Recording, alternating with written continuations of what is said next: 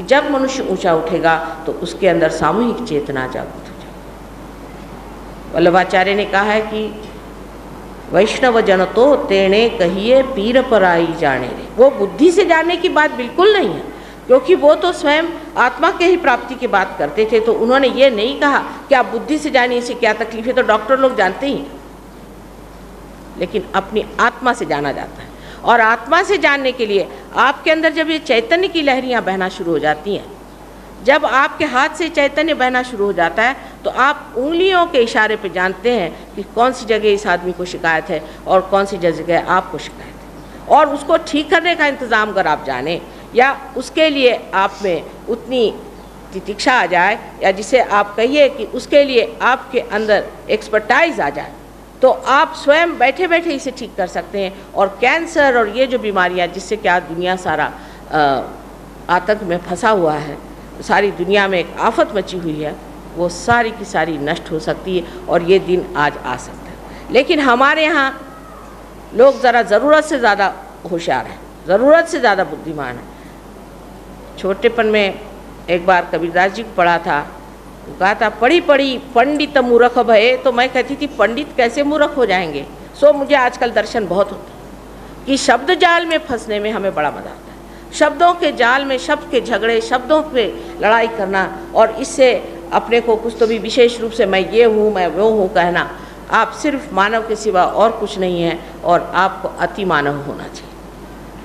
अब आप क्या हैं क्या नहीं हैं, आपके अंदर क्या चीज़ है, इसे एक आप शास्त्रज्ञ के, साइंटिस्ट की दृष्टि से जानने की कोशिश करिए। ये नहीं कि दिमाग पहले से बंद कुंद कर लिया, हमारे फलाने गुरु साहब हैं उन्होंने तो ये कहा था। आपने उनसे कुछ अगर आज तक पाया नहीं, तो कम से कम अपने बुद्धि को खोल कर सोचिए कि आपके अंदर जो व्यवस्था बनाई है ये सहज मैंने आप ही के साथ प्राप्त हुई है। आपके जन्म के साथ आपकी कुंडलिनी आप ही के साथ आई। अब इस कुंडलिनी पर भी लोगों ने ऐसे ऐसे वचन लिखे हैं कि जो सुनकर मैं खुद हैरान हो जाती हूँ कि पता नहीं कहाँ से इन्होंने लिखा है, जिससे आदमी एकदम घबरा जाए। ये साक्षात आपकी अकेली अपनी वैयक्तिक आपकी इंडिविजुअल मदर है। ये क्या आपको तकलीफ दोगी या ये परेशान करेगी? जो माँ जिसने आपको जन्म दिया उसने बेचारी ने तो सारी तकलीफ़ें खुद उठाकर आपको जन्म दिया, तो ये जन्म जन्मांतर की जो आपकी माँ है, क्या ये कुछ आपको तकलीफ़ दे सकती? इस तरह की बात वही कहते हैं कि जिन अनधिकार चेष्टा जिसे कहते हैं, जो आदमी इसका अधिकारी नहीं होता और वो करना चाहता है कि मैं कुंडलिनी को जागरूक करूं, तो ज़रूर है गणेश जी हाथ मारते हैं और तकलीफ़ें शुरू हो जाती हैं। पर कुंडलिनी का इसमें हाथ नहीं। गणेश जी जो हमारे अंदर एक अबोधिता बन के जी रहे हैं, हमारे अंदर जो जागरूक हैं, हमारे अंदर जो चक्र सबसे नीचे, इसमें ज़रा स्पष्ट रूप से नहीं है तो इन लोगों ने कुछ छपा पा लिया है, लेकिन आप लोग देख सकते हैं, आप जब किताब लीजिएगा, जो पहला जिसे मूलाधार चक्र कहते हैं उसमें साक्षात बैठे। लेकिन अब ऐसे दिन आने वाले हैं कि प्रदेश से लोग आकर के गणेश जी समझाएंगे, क्योंकि हमारे पास फुर्सत कहाँ है, तो बड़े बिजी लोग हो गए। कर क्या रहे हैं आप? कर क्या रहे हैं? सिर्फ इसके कि सरदर्द, टेंशन, प्रेशर्स, कैंसर, ये बीमारी वो बीमारी, सब जोड़ते चले जा रहे हैं एक के बाद एक। लेकिन जो आपकी धन संपदा अंदर में है, जो आपकी विशेष चीज़ अंदर में है, उसे क्यों न पालें? और जब वो सहज है, ये भी जान लेना चाहिए कि ये सहज जो हमारे अंदर घटना घटित होती है, ये जीवंत क्रिया, ये कोई मरी हुई क्रिया नहीं है। जैसे कि आप एक बीज है उसको पनपाना चाहते हैं, अगर उसको आप इस माँ की गोद में डाल दीजिए तो अपने आप उसके अंदर अंकुर आ जाते हैं। उसके लिए कौन सी आप तनख्वाह देते हैं इस माँ को जो रात दिन मेहनत करती है, या उसे कौन सा आप रुपया पैसा देते हैं, या कौन आप सर के बल खड़े होते हैं? ये तो उसकी माँ की अपनी शक्ति होती है, जिसके दम पर वो अपने आप से ही अंकुरित हो जाता है। इसी प्रकार ये भी एक सहज चीज़ है जो कि जीवित चीज़ है। और जो मनुष्य परमात्मा के नाम पर पैसा इकट्ठा करता है, उस आदमी से आपको सतर्क रहना चाहिए, बहुत सतर्क रहना चाहिए। और वो हमेशा ऐसे लोगों के इंतजामात में रहता है कि किसके पास ज़्यादा पैसा है, किसको कितना ऐठा जाए। हम लोगों को सोचना चाहिए कि जो आदमी परमात्मा की बात करता है उसकी नज़र ही पैसे पे नहीं रहती। उसको क्या मतलब है कि आपके पास कितना पैसा है कितना नहीं, वो तो ये देखता है आपके पास धर्म की संपदा कितनी है और आप कितनी परमात्मा को पा सकते हैं। लेकिन हम इस चक्करबाजी में इतने ज़्यादा फंसे हुए हैं कि हम सोच भी नहीं सकते कि इससे परे कोई चीज़ हो सकती है। दूसरा और भी चक्कर हमारे यहाँ चलता है कि कोई अगर आदमी सोशल वर्क करता है, जो कि किसी के अस्पताल खोल दिया, किसी की बीमारी ठीक कर दी, स्कूल खोल दिया, ये कोई परमात्मा के काम है? ये तो मनुष्य के काम है, ये आपके सामाजिक कार्य आप करें, इससे कोई परमात्मा को मतलब नहीं। लेकिन जब कोई परमात्मा का आदमी ठीक करता है तो उसे ज़रूरी नहीं अस्पताल खोले, वो तो एक नज़र में भी आपको ठीक कर सकता है। उसकी नज़र में ही वो शक्ति होती है कि एक नज़र से, एक कटाक्ष से, कटाक्ष निरीक्षण कहा गया है देवी के लिए कि एक कटाक्ष में ही वो आपको ठीक कर सकते हैं, एक नज़र से में वो ठीक कर सकते हैं अगर वो वाकई परमात्मा के आदमी हैं।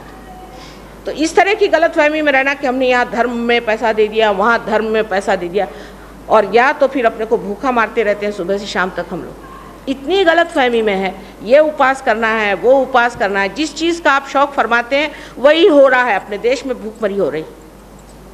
मैं किसी से कहूँ कि भाई क्यों उपास करते हो परमात्मा के नाम पर, क्यों उसको दुख देते हो? खासकर माँ को तो बहुत दुख होता है। अगर माँ से झगड़ा हो जाए तो हम कहते चलो आज खाना बंद। बस माँ को उससे बढ़ के और दुखदाई क्या चीज़ कि मेरे बच्चे ने नहीं खाया होगा, उसके प्राण निकाल डाले आप। लेकिन उपास करने में हम लोग बड़े होशियार हैं। उपास तो ऐसे ही देश में हो रहा है, उसकी वजह से क्या भगवान आने वाले हैं उनके अंदर? बुद्धि को ताक पर रख करके जो लोग धर्म करते हैं वो कभी कभी बड़े भारी अधर्म में फंस सकते हैं। इसलिए बुद्धि को त्यागना नहीं चाहिए। लेकिन भक्ति का मतलब ये नहीं कि पागल जैसे माला जप रहे। माला जपने के लिए भी आपको जानना चाहिए कि परमात्मा से आज तक आपका संबंध नहीं हुआ। अगर हमारा आपसे संबंध नहीं हो और आप हमारा नाम लेते रहें तो क्या आप हमें प्राप्त कर लेंगे? ये जो मशीन आपके सामने है, इसका संबंध जब तक मेन से नहीं होगा, क्या आप इसको व्यवहार में ला सकते हैं?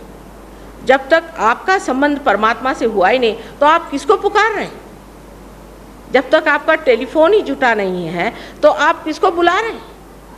तो कह लें हमने 108 नाम इसके लिए हैं, 1 लाख उसका किया है। किसने कहा आपसे? ये तो सब पैसे भरने वालों की बात होती है कि तुम 1 लाख जपते रहो और 1 लाख इधर दे दो।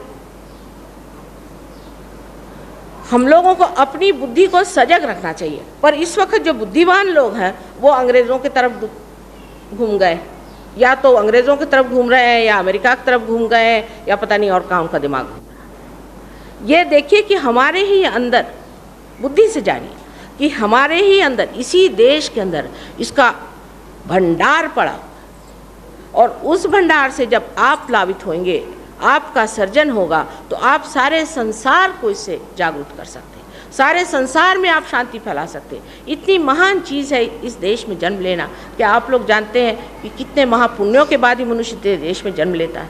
इसमें साक्षात विश्व की कुंडलिनी बैठी हुई ये देश आपका है। यहाँ जितना पुण्य कर्म हुआ है कहीं नहीं हुआ। आपको आश्चर्य होगा, मैं मेरे पति के साथ लंदन से आ रही थी और आते ही साथ मैंने इनसे कहा कि चलो हिंदुस्तान तो आ गया। उनका कैसे जाना?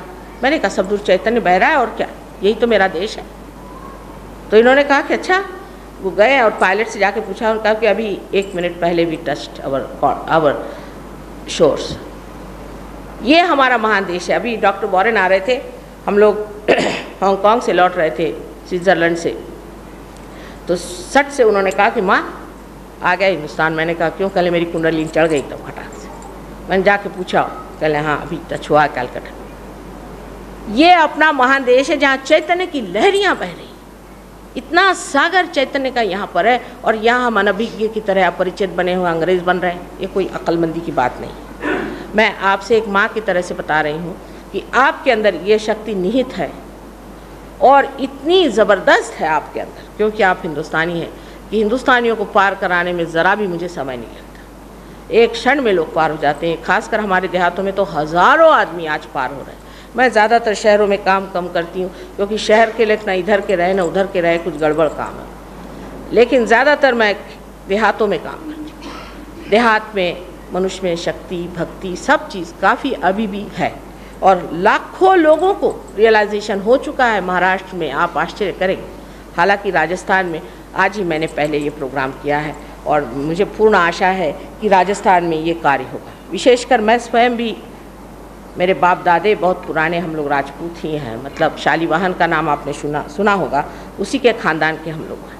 तो हम राजपूत ही हैं, और ये भूमि मेरे बाप दादाओं की है, और मुझे यहाँ बहुत कार्य करने का। मैं आपसे विनती करती हूँ कि आप पहले अपने आत्मा को पहचानिए, आत्मा को प्राप्त करें। आत्मा को प्राप्त करते ही आपकी अनेक बीमारियां दूर हो जाएंगी। उसका तो कोई विशेष है ही नहीं, जिसको कहते हैं बाई प्रोडक्ट है। और उसके बाद आपके अंदर की मानसिक शांति स्थापित हो जाएगी, आपको आनंद आएगा। पर कोई भी दीप आदमी जलाता है तो वो इसलिए नहीं कि उसको टेबल के नीचे रखा जाए, पर इसलिए कि लोग उससे प्रकाश से प्रकाशित हों।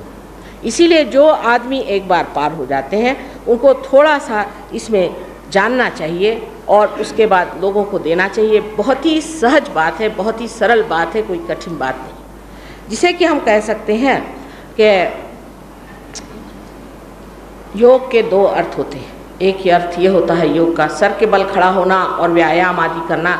ये तो बिल्कुल जिसको कहते हैं कि अष्टांग योग में का 1/16 पार्ट एक में का हो उतना सा है।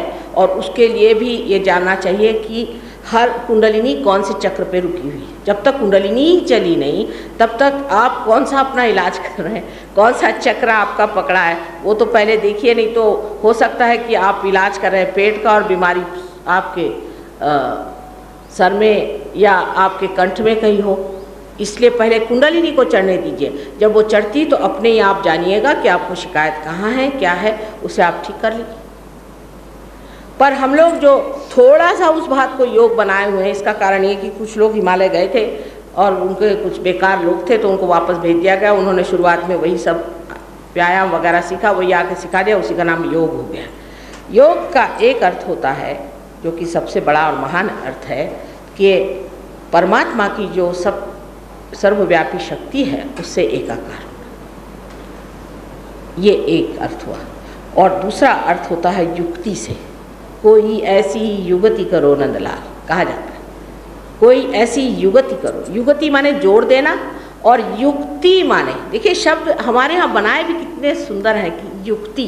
युक्ति माने कि उसकी ट्रिक यानी उसके प्रवीणता, एक्सपर्टाइज, वो सीख लेना, ये योग का अर्थ है। योग कौशलम, कौशलम उसकी डेफ्टनेस जिसे कहते हैं, ये सीख लेना। तो सिर्फ योग को प्राप्त करने से नहीं होगा, उसका एक्सपर्टाइज भी सीखना चाहिए। लेकिन इसके लिए आप पैसा वगैरह कुछ दे नहीं सकते, ये समझ लीजिए। अंग्रेज़ तो इतने अक्लमंद हैं कि मुझसे कहने लगे कि एंग्लो सेक्सन ब्रेन ये समझ ही नहीं सकता कि आप बगैर पैसे का ये काम करते हैं। मैंने कहा इतना गया भी था एंग्लो सेक्सन का ब्रेन है तो रहने दो उसको, बेकार की चीज़। लेकिन हम तो इस चीज़ को समझ सकते हैं क्योंकि परंपरागत इस देश में अनेकों ने इस कार्य को किया हो, लेकिन उस वक्त एक दो ही फल लगते थे, एक ही दो पार होते थे। जैसे कि राजा जनक ने एक नचिकेता को ही पार कराया था, उन्हीं को आत्मदर्शन था। लेकिन आज जो है सामूहिक चेतना का समय आ गया है, ये विशेष समय है। इसे मैं कहती हूँ कि बाहर आई हुई है, ब्लॉसम टाइम आया। इस वक्त बहुत से फूलों को फल होना है और अगर नहीं हुआ तो इस संसार का सर्वनाश ही होने वाला है। मैं तो नहीं सोचती कि एटम बॉम्ब से हमारा सर्वनाश होगा। हमारा सर्वनाश होगा हमारे ही अंदर से उखड़ जाने से, हमारे ही जड़ों से हट जाने से। हमारा सर्वनाश कोई भी तरह से हो सकता है, या तो हमारी शारीरिक ह्रास हो जाए, या मानसिक ह्रास हो जाए, या सांपत्तिक ह्रास हो जाए। किसी भी तरह से हमारा नाश हो ही सकता है, जबकि हम अपने जड़ों तक नहीं पहुंच सकते। एक सर्वसाधारण जीवन का रहस्य है कि जिसके पास में जीवन का स्रोत बहता नहीं, वो कब तक जी सकता है। इसलिए उस जीवन के स्रोत को पाना चाहिए, उसको जानना चाहिए। इसकी इच्छा उत्कंठा जब होती है तभी उसे साधक कहा जाता है। आशा है आप लोग भी इसी इच्छा से यहाँ पर तशरीफ़ लाए और